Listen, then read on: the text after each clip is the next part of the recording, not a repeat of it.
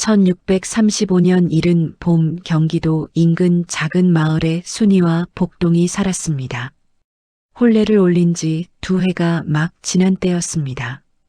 복동은 마을 대장간 옆에서 낙과 호미를 갈아주는 일을 했습니다. 손이 거칠고 말이 없는 사람이었지만 순이에게만큼은 달랐습니다. 순이가 힘들다고 하면 아무 말 없이 곁에 앉았습니다. 순이가 웃으면 복동도 따라 웃었습니다. 두 사람 사이에는 말보다 침묵이 많았지만 그 침묵이 외롭지 않은 부부였습니다.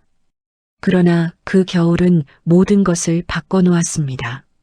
1636년 12월 청군이 압록강을 건넜습니다.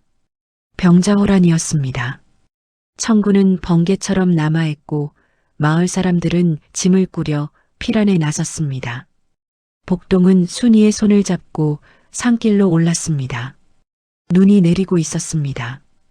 피란 행렬은 이미 뒤엉켜 있었습니다. 복동이 앞을 헤쳐나가는 사이 뒤에서 청군 기병대가 들이닥쳤습니다. 사람들이 사방으로 흩어졌습니다. 복동이 뒤를 돌아봤을 때 순이의 손이 없었습니다. 복동은 순이를 불렀습니다. 눈보라 속에서 비명 속에서 순이를 불렀습니다. 대답이 없었습니다. 날이 밝을 때까지 그 자리를 떠나지 않았습니다. 그러나 순이는 없었습니다.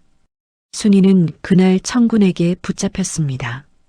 포로 행렬에 섞여 심양으로 끌려갔습니다. 함께 끌려간 여인들 중 아는 얼굴도 있었습니다. 그러나 모두가 각자의 두려움을 안고 묵묵히 걸었습니다. 말을 나눌 여유가 없었습니다. 오직 살아야 한다는 마음 하나로 발을 움직였습니다. 심양에서 순이는 청인 귀족 가문에 배속됐습니다.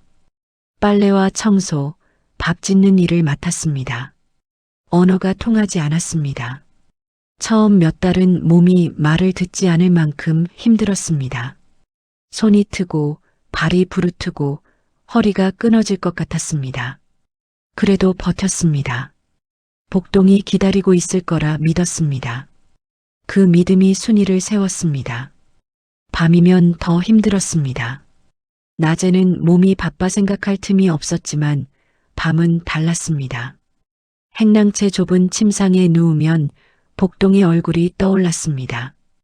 혼례를 올리던 날 복동의 손이 떨렸던 것, 비가 오던 날 순이 우산을 들어주며 자신은 빗속에 서 있던 것, 아무 말 없이 곁에 앉아주던 그 온기가 떠올랐습니다.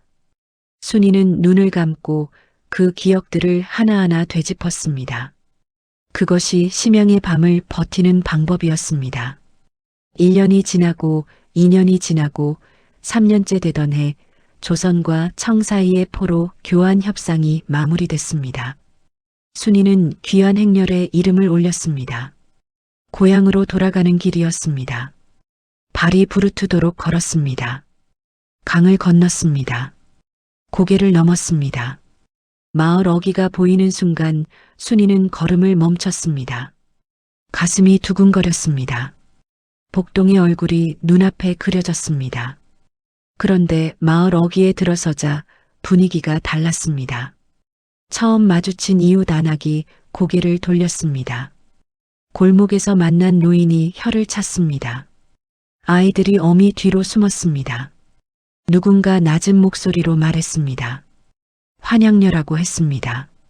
오랑캐 땅에서 더럽혀져 돌아온 여자라고 했습니다. 순이는 그 자리에 멈췄습니다. 다리가 굳었습니다. 3년을 버티며 오직 이 마을로, 이 집으로 돌아오겠다는 마음 하나로 살았는데 살아서 돌아온 것이 죄가 되는 세상이었습니다. 그때였습니다. 저 멀리에서 남자가 뛰어오는 것이 보였습니다. 신발도 제대로 신지 못한 채였습니다. 숨이 차도록 달려오는 그 남자를 순이는 멀리서부터 알아봤습니다. 복동이었습니다. 복동은 마을 사람들의 시선 따위는 보이지 않는 것처럼 곧장 순이 앞으로 달려왔습니다. 그리고 순이의 두 손을 두 손으로 꼭 잡았습니다. 말이 없었습니다. 아무 말도 필요 없었습니다. 잡은 손을 놓지 않았습니다. 순이의 눈물이 쏟아졌습니다. 심양에서 3년 동안 한 번도 울지 않았습니다. 혹독한 노동도 말도 통하지 않는 고립도 살아남아야 한다는 압박도 눈물로 버티지 않았습니다. 그런데 복동의 손이 닿는 순간 모든 것이 한꺼번에 무너졌습니다. 순이는 그 자리에서 주저앉았습니다. 복동은 무릎을 꿇고 순이 앞에 내려앉았습니다. 잡은 손을 여전히 놓지 않았습니다. 주변 마을 사람들이 웅성거렸습니다. 환양녀를 아내로 받아들이는 남자라고 했습니다. 부끄러운 줄 알아야 한다고 했습니다. 그 말에 복동이 천천히 고개를 들었습니다. 주변을 둘러봤습니다. 그리고 조용하고 또렷한 목소리로 말했습니다. 이 사람은 내 아내요. 그게 전부였습니다.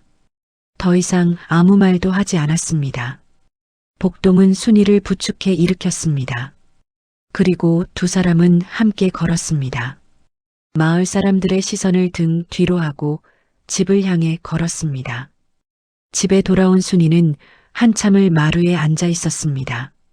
집안 구석구석을 눈으로 훑었습니다. 솥, 장독, 마당의 우물 모두 그대로였습니다. 복동이 3년 동안 혼자 지켜온 것들이었습니다. 순이는 아무 말도 하지 못했습니다. 눈물이 또 났습니다. 복동은 아무 말 없이 부엌으로 들어갔습니다. 솥에 물을 올렸습니다. 밥을 지었습니다. 순이가 좋아하는 나물을 무쳤습니다. 서툰 손이었지만 3년 동안 혼자 해온 손길이었습니다. 밥상이 차려졌습니다.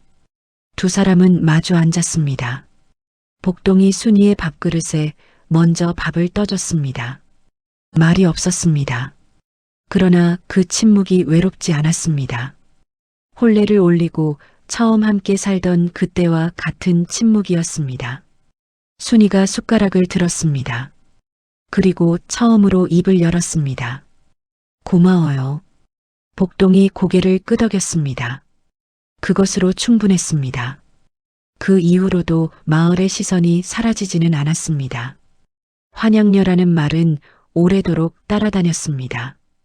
어느 날은 대문에 돌이 날아왔습니다. 어느 날은 장터에서 물건을 사지 못했습니다. 그때마다 복동은 흔들리지 않았습니다. 순이 곁에 있었습니다. 순이가 힘들다고 하면 아무 말 없이 곁에 앉았습니다. 혼례를 올린 그날부터 해오던 것처럼 이 이야기는 사랑이 말보다 손 한 번에 담길 수 있다는 것을 보여줍니다. 병자호라는 수많은 여인들을 환양녀라는 이름으로 상처 입혔지만 그 이름에 맞서 손을 내민 사람들도 있었습니다. 여러분이라면 그 손을 내밀 수 있었을까요?